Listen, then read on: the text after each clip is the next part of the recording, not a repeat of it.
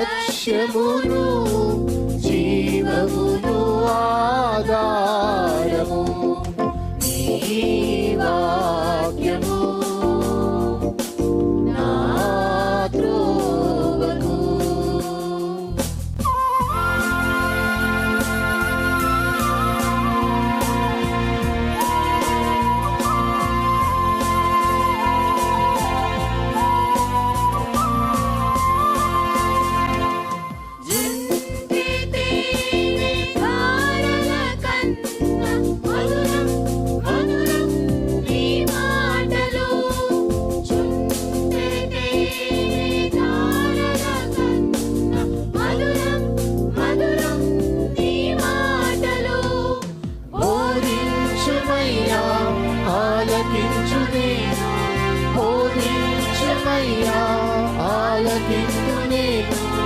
అనుసరింతునయ్యా ఆత్మశక్తితో, అనుసరింతునయ్యా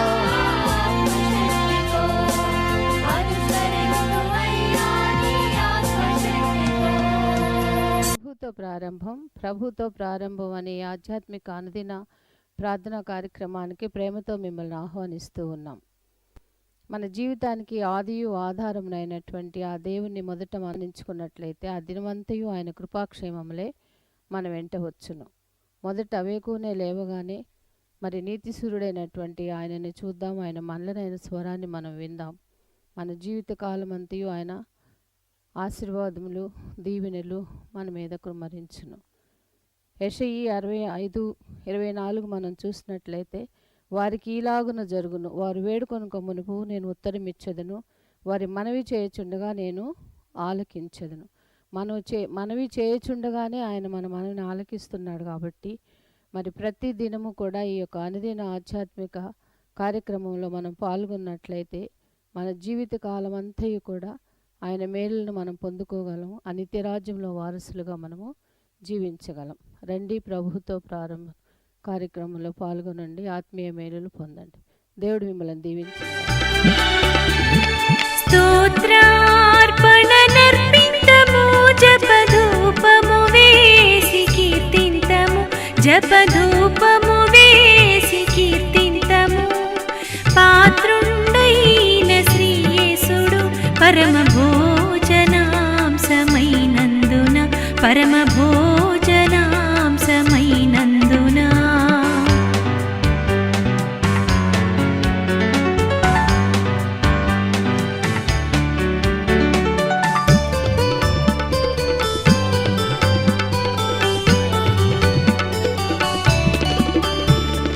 కృతజ్ఞతా స్తోత్రంబులందేవ కృపార్థం వై చేయుదము, దేవ కృపార్థం వై చేయుదము.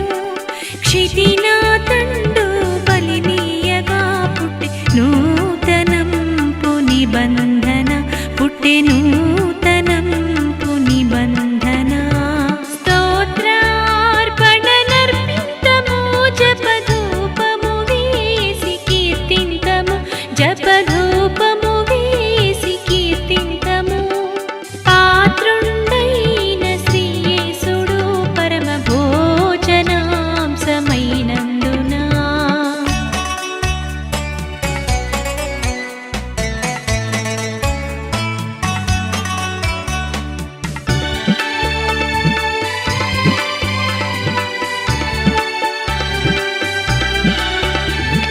పాపములన్నీ హరించెను మా ప్రభువగు యేసు సురక్తము, మా ప్రభువగు యేసు సురక్తము.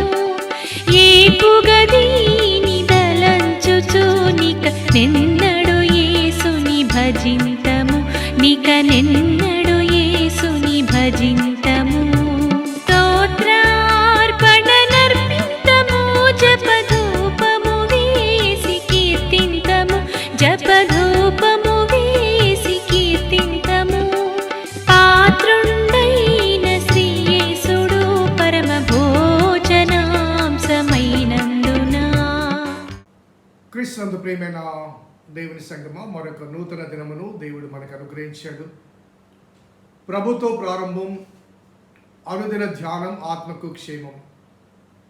ఈ క్షేమకరమైన సువర్తమానములు ప్రతిదినము ధ్యానం చేస్తుండగా దేవుడు మనకు అనుగ్రహించిన ఈ ఆధ్యాత్మిక అవకాశాన్ని బట్టి దేవునికి స్తుతులు చెల్లిస్తున్నాను.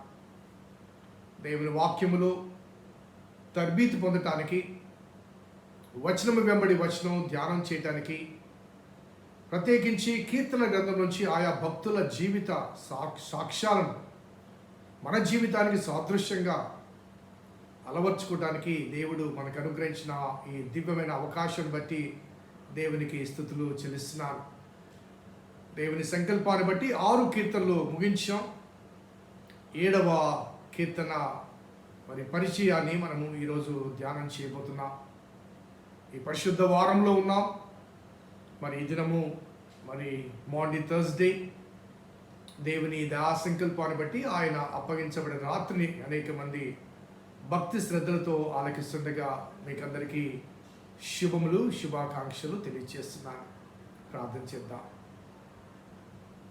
కృపగల దేవా, దయగల తండ్రి, మీ పాదములకు స్తోత్రము చెల్లిస్తున్నాం నాయన. నీ ఉచితమైన దయా సంకల్పాన్ని బట్టి మరొక నూతన దినమును మీరు మాకు అనుగ్రహించి, నీ లేఖనాల్లోంచి మాకు వినిపిస్తున్న వర్తమానములు బట్టి ప్రభాస్తుతులు చెల్లిస్తున్నాం. ప్రత్యేకించి మరి దావీదు యొక్క వివిధ అనుభవాల్లోంచి ఆయన ఆలపించిన గీతికలు, కొన్ని విలాపాలు, కొన్ని పశ్చాత్తాపాలు, కొన్ని స్తుతి కీర్తనలు, మరి వాటి మేళవింపు మేము ధ్యానం చేస్తుండగా అందులోని భావాన్ని మేము అర్థం చేసుకుని అన్వయించుకుంటకు మీ కృప దయచేయమని మా రక్షకుడైన యేసు నామమున అడిగి వేడుకుంటున్నాం తండ్రి. ఆమేన్. స్నేహితులారా, 6వ కీర్తన పశ్చాత్తాప కీర్తనగా మనము ధ్యానం చేసాం. మరి అంతకుముందు 3, 4, 5 కీర్తనలు విలాప కీర్తనలుగా మనము జ్ఞాపకం చేసుకున్నాం. ఈ 7వ కీర్తన కూడా దాదాపుగా విలాప కీర్తనతో పాటుగా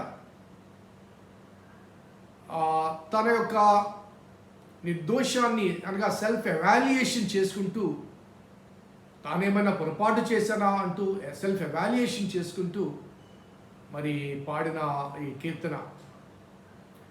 సో విలాపానికి కానీ పశ్చాత్తాపానికి కానీ ఈ రెండింటికి ఉండవలసిన ప్రాథమిక లక్షణం ఏంటంటే సెల్ఫ్ ఎవాల్యుయేషన్. తను తాను పరీక్షించుకోవాలి.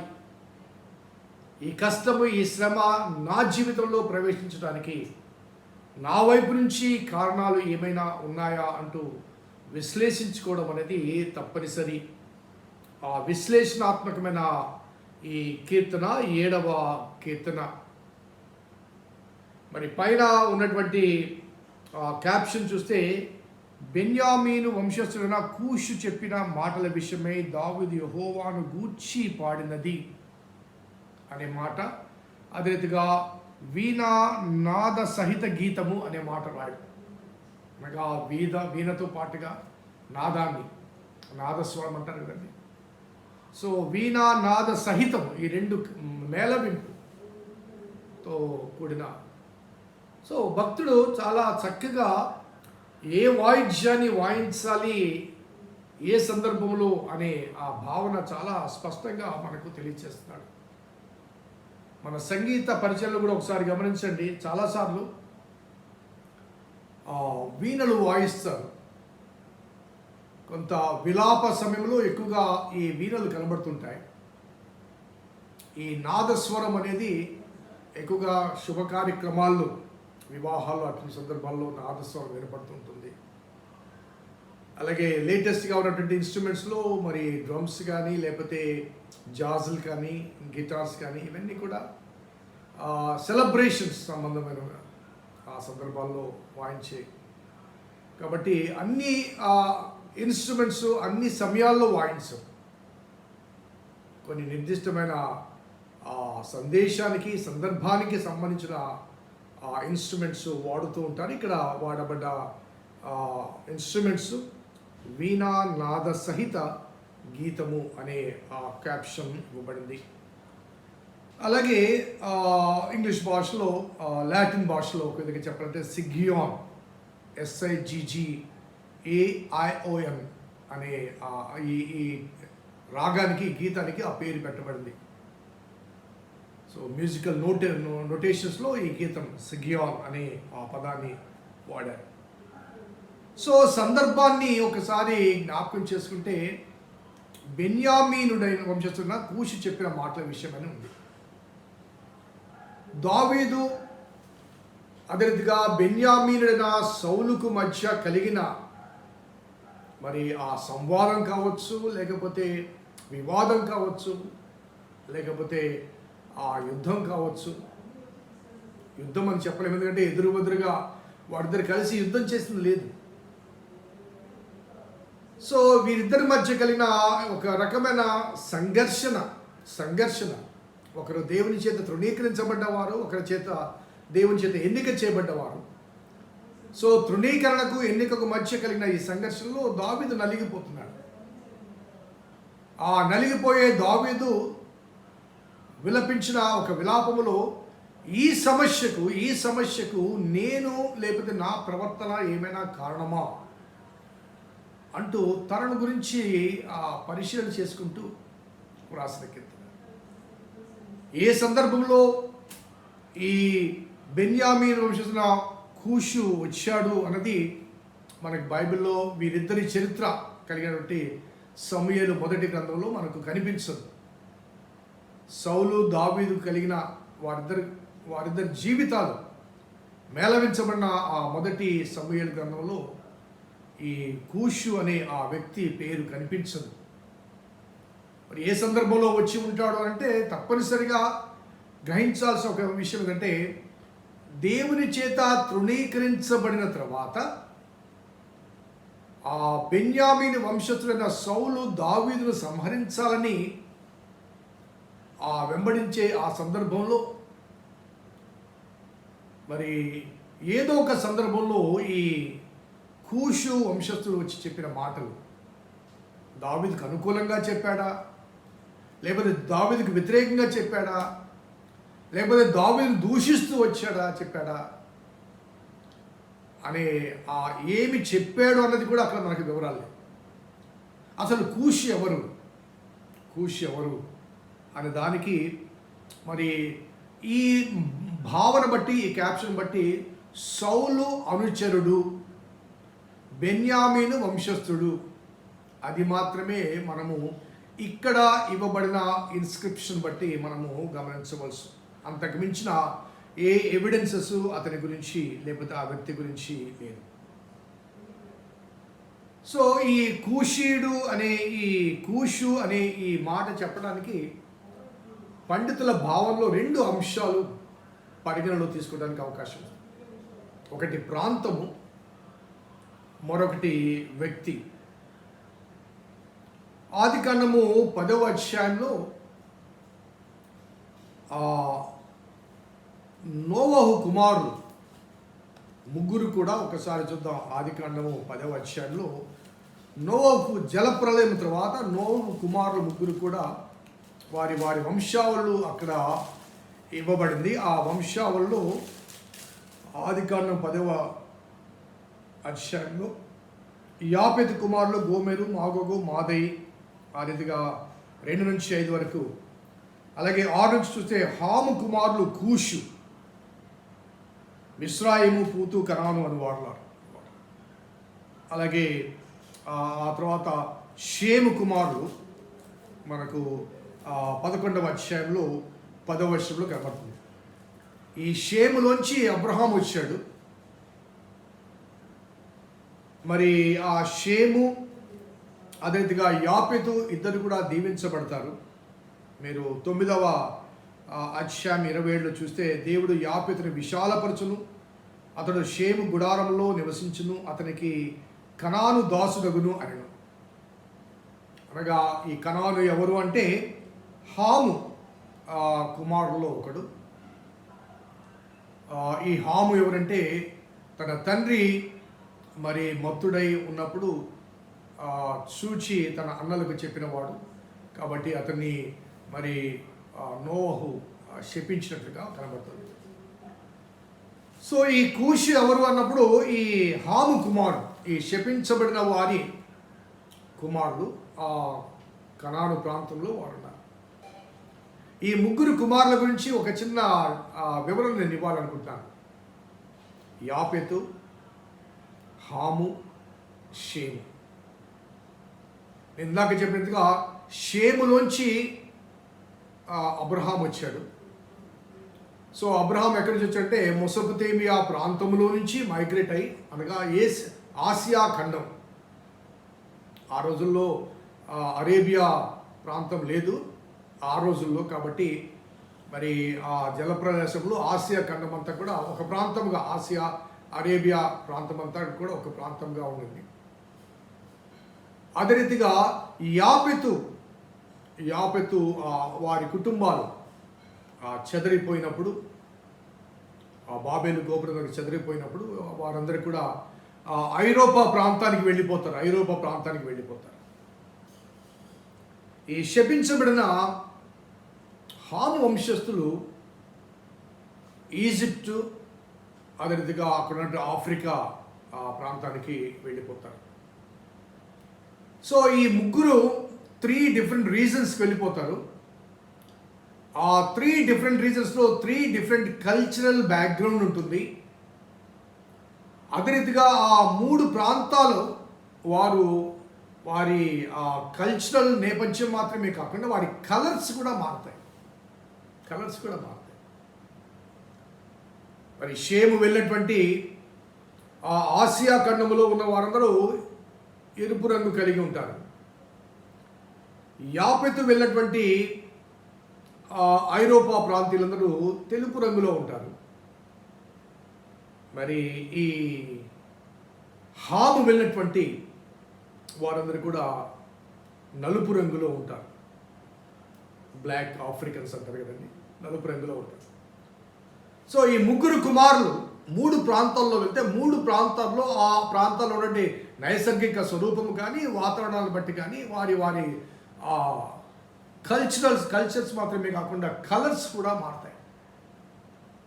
సో ఐగుప్తు, ఈ ఆఫ్రికా ప్రాంతం అంతా కూడా ఈ కనాను వంశీ లేకపోతే హాము వంశీ. సో ఇక్కడ ఆ ఇశ్రాయేలు దేశము ఆ మధ్యతర సముద్రము ఆనుకున్నటువంటి ఆ చిన్నది అనగా మ్యాప్లో మనము ఎన్లార్జ్ చేసి తప్ప కనిపించినది చాలా చిన్న ప్రదేశం. ఆ ప్రదేశాన్ని అబ్రహాముకి ఇస్తాడు దేవుడు. ఆ ప్రదేశం యొక్క ప్రాముఖ్యత ఏంటంటే, ఒకవైపు మధ్యధరా సముద్రము, మరొక వైపు అరేబియా ఎడారులు అనగా ఇప్పటి సంగతి నేను చెప్పను, అప్పటి సంగతి చెప్తున్నాను. సో ఒకవైపు అరేబియా ఎడారి, ఒకవైపు మధ్యధరా సముద్రం. కాబట్టి ఈ ఆఫ్రికా ప్రాంతంలో ఉన్నవారు, ఈజిప్ట్ ప్రాంతంలో ఉన్నవారు ఐరోపాకు వెళ్ళాలన్నా, ఆసియా పోవాలన్నా కానీ ఈ కనాను మీదుగా లేకపోతే ఇస్రాయేల్ మీదుగానే పోవాలి, వేరే దారి లేదు. అలాగే ఐరోపా వాళ్ళు ఇటు రావాలన్నా కానీ కనాను మీదుగా రావాలి. అలాగే ఆసియా వాళ్ళు ఈ ప్రాంతానికి రావాలన్నా కానీ తప్పనిసరిగా కనాను అనేది the only way, only entrance. కాబట్టి ఆ ప్రాంతము చాలా ప్రాముఖ్యమైన ప్రాంతం. ఇప్పటికి కూడా చాలా అనగా ఆ ప్రాంతము మూసివేయబడితే చాలా సమస్యలు వస్తాయి. అందుకే అరబ్బులు ఆ ప్రాంతం గురించి ఎక్కువగా వారు పెనుగులాడుతున్నారు. ఇప్పటికి కూడా ఆ పెనుగులాట ఉంది. What ever.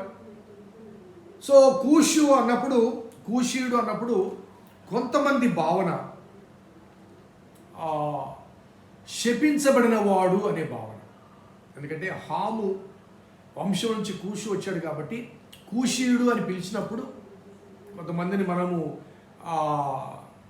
వారి గురించి కొద్దిగా మనము ఇబ్బందికరంగా మాట్లాడాల్సి వస్తే పేరు పెట్టి పిలవం, పలానోడు అని అంటాం కదండి. నేను ఆ వివరాలు కూడా తర్వాత చెప్తాను. సో అనేదిగా కూషీయుడు అని చెప్పడానికి అతడు బెన్యామీనుడే, నో డౌట్. ఇశ్రాయేలు 12 గోత్రాల్లో ఒక గోత్రం బెన్యామీనుకు చెందినవాడే. కానీ అతని నేచర్, అతని స్వభావము మరి నోవు చేత శపించబడిన హాము సంతతికి చెందిన ఆ స్వభావం. కాబట్టి ఆ స్వభావాన్ని బట్టి అతడు కూషీయుడు అతడు కూషు అని చెప్పడానికి ఒక అవకాశం పండితుల సొల్యూషన్ చెప్తున్నారు. రెండవది ఇంకొక మాటలో చెప్పాలంటే అనగా ఆ ల్యాండ్ గురించి ఇంకొద్దిగా విశ్లేషించాల్సి వస్తే సంఖ్యాకాండం 12వ అధ్యాయంలో మోషే మీద సనుగుతారు ఎవరు? అహరోను, మిరియాము. కారణం ఏంటంటే మోషే కూషు దేశపు స్త్రీని వివాహము చేసుకుంటాడు. బ్లాక్ ఉమన్ కూషు దేశపు స్త్రీని వివాహము చేసుకుంటాడు. బట్ ఆ కూషు దేశపు స్త్రీ ఎవరంటే ఆ ఈజిప్టు, ఆ మిద్యాను ప్రాంతంలోంచి వచ్చింది. అఫ్కోర్స్ సిప్పోరా కూడా అదే మిద్యాను ప్రాంతం నుంచి వచ్చింది. కల్చర్ అండ్ కలర్ నేపథ్యంలో వారిద్దరు ఒకటిగా ఉండవచ్చేమో తెలియదు. బట్ కూషీరాలను చేసుకునేందుకు వారు సరుగుతారు, గొరుగుతారు, మనకు బాగా తెలుసు. అలాగే ఇంకొక భావన ఏంటంటే సౌలు యొక్క తండ్రి పేరు కూషు. సో కూషు కుమారుడు. ఒకసారి సమూయేలు మొదటి గ్రంథము 9వ అధ్యాయము మొదటి వచనంలో ఆ మాట ఉంటుంది. కూషు అను బెన్యామీనుడు అతని కుమారుడు సౌలు. కాబట్టి కూషు కుమారుడు. కాబట్టి ఈ దావీదునకు 7వ కీర్తనలో వర్తమానం తెచ్చిన వాడు ఆ కూషును బట్టి కూషు అని చెప్పడానికి, కీషు అని చెప్పడానికి, కీషు అని చెప్పడానికి స్పెల్ మిస్టేక్. ఎందుకంటే హీబ్రూ లాంగ్వేజ్లో ఓవెల్స్ డిఫరెంట్గా ఉంటాయి కదండి. ఉండవు అసలు. యాక్చువల్గా మనం ట్రాన్స్లేషన్ పెడుతూ ఉంటారు, కాన్సనెంట్సే ఉంటాయి. సో కాబట్టి కూషు కీషు ఒకటే కావచ్చు. కాబట్టి మేబీ బెన్యామీను వంశం నుంచి సౌలు తండ్రి అయినటువంటి కూషు సంబంధి అని చెప్పడానికి కూడా ఒక అవకాశము ఉంది. ఈ రెండు విషయాలను బట్టి మనం గమనించినట్లయితే కూషీయుడు అనేది తన విరోధి గురించి లేకపోతే ఒక పర్సనాలిటీ డిస్క్రిప్షన్ ఉంటుంది చూసారా, పర్సనాలిటీ డిస్క్రిప్షన్. నాలాంటి వాడిని, నా మీద కోపం ఉన్నవాళ్ళు పిలవాల్సి వస్తే ఆ కర్రోడు అంటారు. అలాగే ఇస్సాకు కుమారులో యాకోబు, ఏషావు చక్కని పేరు. ఆ ఏషావు వంశానికి ఎదోమీలు అని పేరు వచ్చింది. ద కింగ్డమ్ ఆఫ్ ఎడోమ్ అని కూడా మనకు మ్యాప్లో కనపడుతుంది. ఎదోమీలు పేరు ఏషావే, కానీ ఎదోమీలు అంటే ఎదోము అంటే ఎర్రని వారు, ఆ ఎర్రోడు అంటారు. ఆ కర్రోడు లేకపోతే ఆ ఎర్రోడు, ఆ పొట్టోడు, ఆ లావుటోడు, ఇలా మనం కొన్నిసార్లు మనం వ్యంగ్యంగా మాట్లాడుతాం, లేకపోతే వారి మీద మన కోపాన్ని, ఉక్రోషాన్ని ప్రదర్శించడానికి కొన్నిసార్లు పదజాలాలు వాడుతూ ఉంటాం. ఆ రీతిగా మరి సౌలు కాలంలో సౌలు కుటుంబీకులు ఎవరో ఒకరు దావీదుకు ఇబ్బందికరమైన వర్తమానం తెచ్చి ఉండవచ్చు. అతని పేరు మెన్షన్ చేయబడలేదు కాబట్టి అతని యొక్క రూపాన్ని బట్టి కానీ లేకపోతే వ్యక్తిత్వాన్ని బట్టి కానీ, అంటే ల్యాండ్ హాము కుమారుల వ్యక్తిత్వం వికెట్నెస్ కాబట్టి వ్యక్తిత్వాన్ని బట్టి కానీ, లేకపోతే అతని యొక్క రూపాన్ని బట్టి కానీ, లేకపోతే సౌలు తండ్రి కూషు కాబట్టి కూషు బంధువు అయింటాడు కాబట్టి ఈ రీతిగా ఎవరన్నా అయిండవచ్చు. ఎందుకంటే వివరాలు మనకు అక్కడ పొందుపరచలేదు కాబట్టి మరొక వేరొక చోట కూడా ఈ కూషు ఎవరు అనే, ఈ కీషు ఎవరు అనే దానికి కూషు అని వారు ఎవరు అనే దానికి సరైన ఆధారాలు మనకు కనిపించలేదు. కాబట్టి ఈ వివరాలు మీకు మీ ముందుకు తీసుకుని వస్తున్నాను. ఎవరైనప్పటికీ కూడా దావీదు దగ్గరికి వచ్చి దావీదు మీద అతన్ని ఒక విధంగా చెప్పాలంటే ఆరోపణ చేసి, బికాజ్ యు ఆర్ దిస్, నువ్వు ఇదయ్యావు కాబట్టి నీకు ఇది వచ్చింది అంటూ చెప్పినప్పుడు, అప్పుడు నిజమా ప్రభువా అంటూ సెల్ఫ్ ఎవాల్యుయేషన్ చేసుకుంటూ నేను చేసిన అపరాధానిక ఈ శిక్ష అని విలపించిన ఒక గీతికగా ఈ గీతిక మనకు అందుబాటులో ఉంది. ప్రార్థించేద్దాం. కృపగల దేవా, దయగల తండ్రి, మీ పాదములకు స్తోత్రము చెల్లిస్తున్నాం నాయన. మీ ఉచితమైన దయా సంకల్పాన్ని బట్టి మమ్మల్ని ప్రేమించి మీరు మాకు అనుగ్రహిస్తున్న ఆధ్యాత్మిక వర్తమానములు బట్టి ప్రభాస్తుతులు చెల్లిస్తున్నాం. నీ లేఖనాల్లోంచి మేము అనుదినము ధ్యానం చేస్తుండగా ఆయా అంశాలు ప్రభా లోతుగా విశ్లేషించడానికి చేసే ప్రయత్నంలో మీరు మాకు కొన్ని విషయాలు విశదపరుస్తున్నారు ప్రభా. స్తుతులు చెల్లిస్తూ మా ఆత్మీయ పరిజ్ఞానాన్ని పెంపొందింపు చేసుకుని మీ కృప దయచేయమని మా రక్షకుడిని యేసు నామమున అడిగి వేడుకొంచున్నాం తండ్రి, ఆమేన్. తండ్రి కుమార పరిశుద్ధాత్మ త్రియేక దేవుని దీవెన ఈ వాక్యం వెంట పిల్లకు వాక్యాభిలాషులకు సదా తోడేయును గాక. ఆమేన్. God bless you. దేవుని దీవించును గాక.